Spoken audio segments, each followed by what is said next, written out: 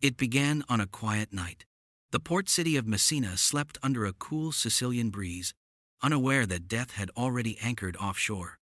A merchant ship drifted in from the east, its sails torn, its crew silent. Dock workers whispered that rats scurried across the ropes before the first lanterns even lit.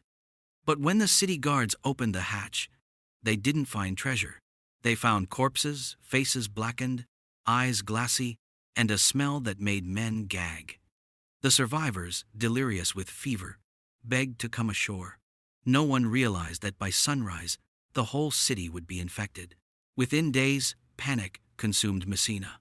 Families locked themselves inside stone houses, praying the bad air would pass over them.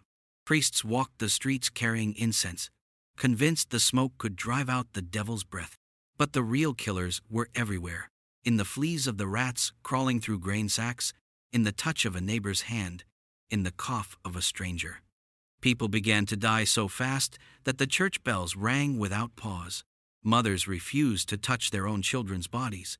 The city stank of wax, sweat, and rot, the scent of a civilization unraveling.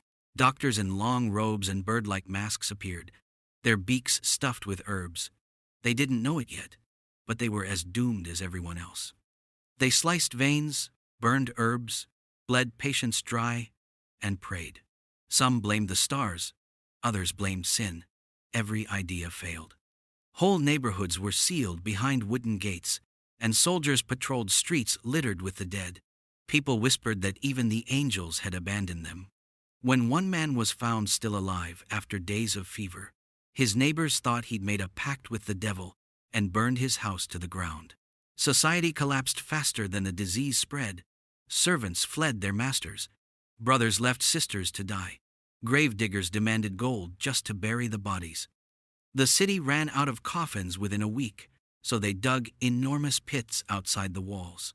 Men dragged corpses through the streets like sacks of grain. At night, you could hear the wailing not of the sick, but of those who'd lost everyone. The few healthy priests stopped entering houses. Instead, they raised crosses from a distance and blessed entire streets at once. Faith cracked under the weight of fear. Then came the fury. Someone had to be blamed. Rumors spread that Jews had poisoned the wells, that witches had cursed the wind, that foreigners brought the plague in jars. In Basel, hundreds of Jews were burned alive. Flagellants marched barefoot through towns, whipping themselves bloody, screaming for God's mercy. The Pope tried to stop the madness, declaring that the plague was a sorrow from heaven, not a crime of men, but no one listened. When terror becomes faith, reason dies first. By winter, the plague had swallowed Europe. From Messina it sailed north, riding trade ships to Marseille, Venice, and Genoa, then inland through France and England.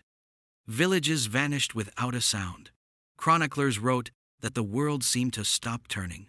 Up to half of all people were gone. Farmers, priests, nobles, children, all equal in death. Yet from the ashes came strange consequences. With so few workers left, peasants demanded higher pay. Landowners, desperate, agreed. For the first time in centuries, commoners began to rise. The plague destroyed millions, but it also cracked open the old world. Some towns tried new ideas. In Ragusa, now Dubrovnik, they invented quarantino, 40 days of isolation for arriving ships. It worked.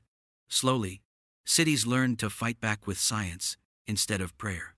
But superstition still ruled hearts. People wore charms of Saint Bones, painted plague saints on their doors, and burned herbs believed to purify the air. Even so, the survivors carried something stronger than fear: resilience. They rebuilt streets, reopened markets, and buried their grief under the foundations of a new Europe. And yet, the story always returns to that first night in Messina. One ship, one city, one mistake.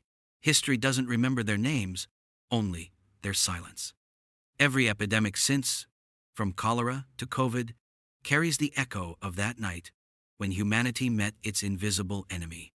Imagine standing on that dock, watching lanterns sway over a cursed ship, knowing nothing will ever be the same again. Would you step back or open the gates?